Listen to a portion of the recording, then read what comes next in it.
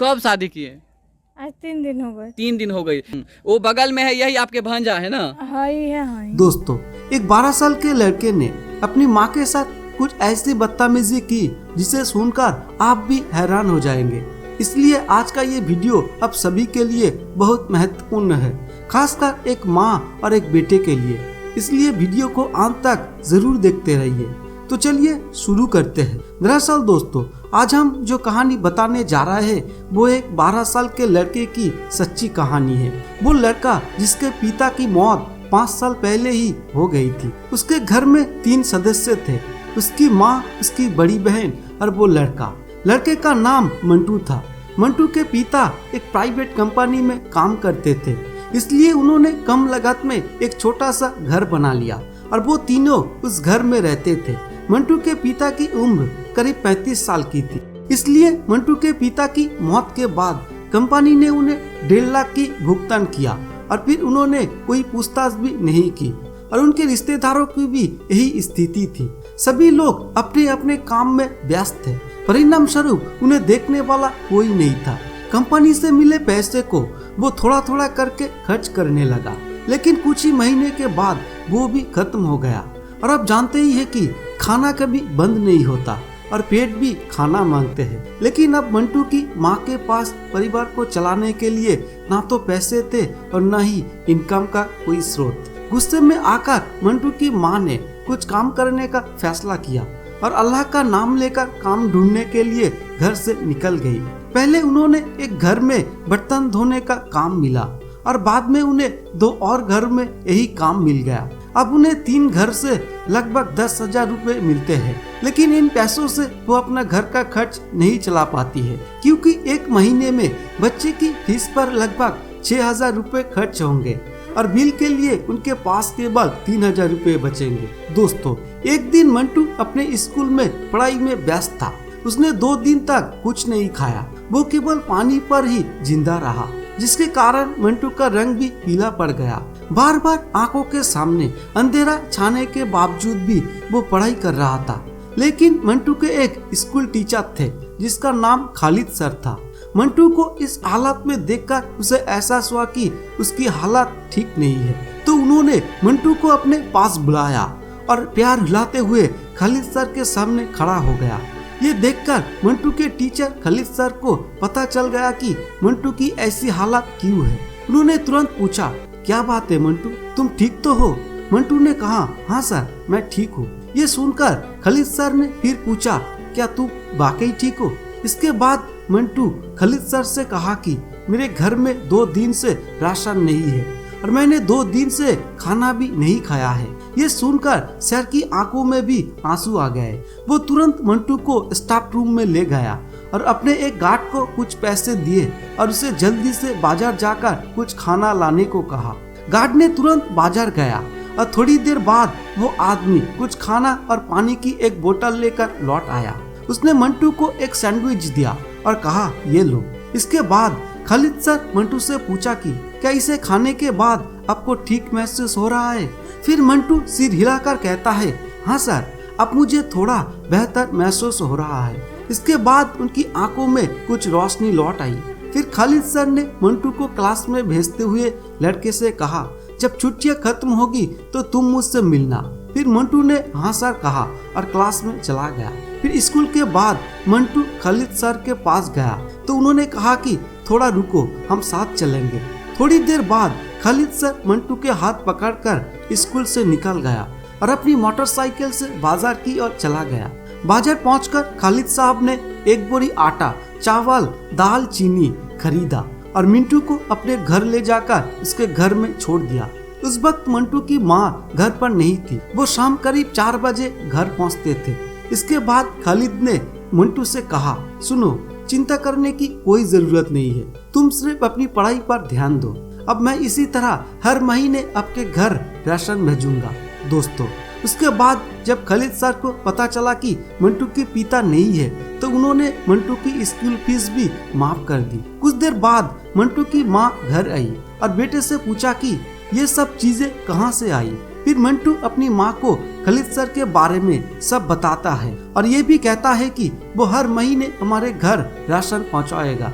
और मेरी स्कूल की फीस भी माफ कर देगा। ये सुनकर मंटू की माँ की आंखों से खुशी के आंसू झलक पड़े। खालिद सर अब हर कदम पर उनकी मदद करने लगे। हालांकि उनकी खुद की सैलरी इतनी नहीं थी, लेकिन उन्होंने अपने घर के साथ साथ मंटू का घर भी संभालना शुरू कर दिया।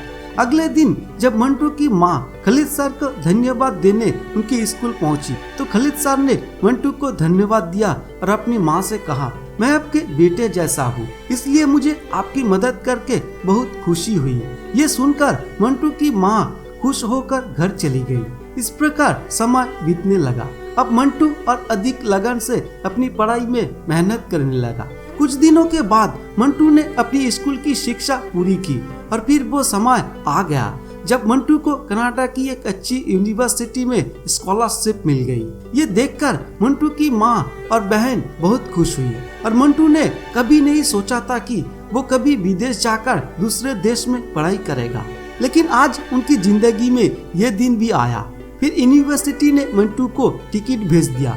मंटू की फ्लाइट अगले दिन थी, इसलिए मंटू अगले दिन एयरपोर्ट पहुंच गया और फ्लाइट में अपनी सीट पर बैठ गया। लेकिन जैसे ही मंटू अपनी सीट पर बैठता है तो उसे अपना अतीत याद आने लगता है और फिर पुराने बातें याद करके रोने लगता है। दोस्तों, उसके बाद फ्लाइट उड़ गई और 10 घंटे के सफर के बाद मंटू कनाडा पहुंच गया। अगले दिन से मंटू की क्लास शुरू हो गई। उनका रहना, खाना पीना सब यूनिवर्सिटी की ओर से मुहैया कराया जाता है। इस तरह मंटू पढ़ाई के साथ साथ पैसे भी कमाने लगा। इसलिए मंटू ने अब अपनी माँ को लोगों के घर में काम करने के लिए जाने से मना कर दिया। मंटू कनाडा में अच्छे से बस गया। अब वो अपनी माँ को हर महीने 1.5 से 2 लाख भेजना शुरू कर देता है और इस तरह मंटू और उसके परिवार के अच्छे दिन शुरू होते हैं। दूसरी ओर उनकी बड़ी बहन ने भी अपनी शिक्षा पूरी की और मंटू की डिग्री भी पूरी हो गई। यूनिवर्सिटी पूरी करने के बाद मंटू को पाकिस्तान की एक कंपनी ने नौकरी की पेशकश की, जिनका मासिक वेतन 4 लाख रुपए था। मंटू आज ये नौकरी पाकर बहुत खुश है। आज कनाडा में उनका आखिरी दिन था, इसलिए मंटू ने अपनी माँ और बहन के लिए ढेर सारे गिफ्ट खरीदे और अगले ही दिन फ्लाइट से अपने घर पहुंच गए। जैसे ही लड़का घर आता है, माँ उसे गले लगा लेती है, क्योंकि आज मंटू एक सफल इंसान है। एक हफ्ते बाद मंटू ने उसकी नौकरी ज्वाइन कर ली।